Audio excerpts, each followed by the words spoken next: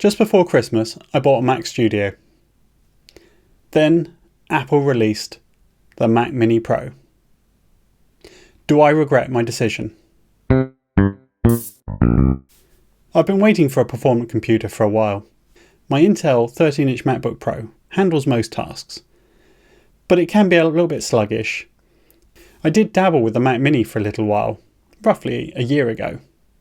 There is a video about the experience, but ultimately I returned it.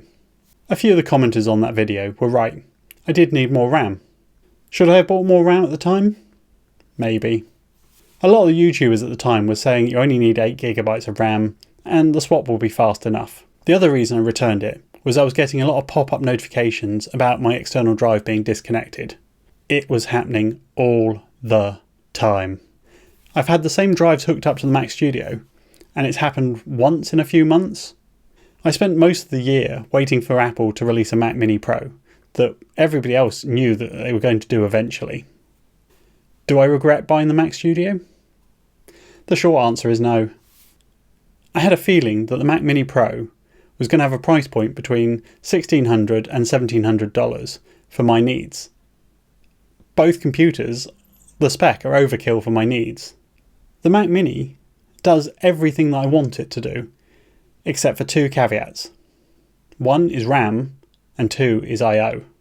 After using the Mac Studio for a couple of months, 32 gigs of RAM is comfortable, though my memory pressure occasionally keeps going up to orange.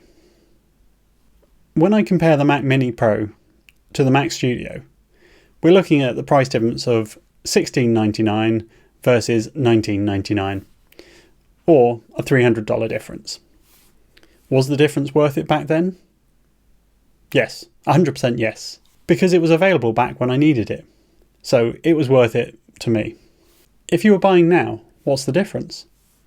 Should you buy the Mac Mini Pro or should you buy the Mac Studio? So I've come up with a few reasons to choose either.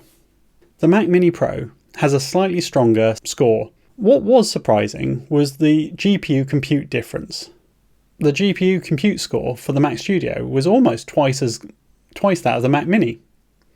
The only caveat to all this is that the Mac Mini Pro only had 16GB of RAM. I don't know if that makes a difference. So why would you want a Mac Mini over the Mac Studio? I think it boils down to two things: HDMI 2.1 and Wi-Fi 6E. HDMI 2.1 allows one screen with up to 8K resolution at 60Hz or 4K resolution at 240Hz. Wi-Fi 6E has access to a new 6GHz band. The reasons I would still choose the Studio are the extra USB-C ports on the front and the SD card reader. That, and I really love the look of the Mac Studio. It just looks more powerful. Do you prefer the Mac Mini? Or do you prefer the Mac Studio? Or do you prefer something else? Let me know in the comments.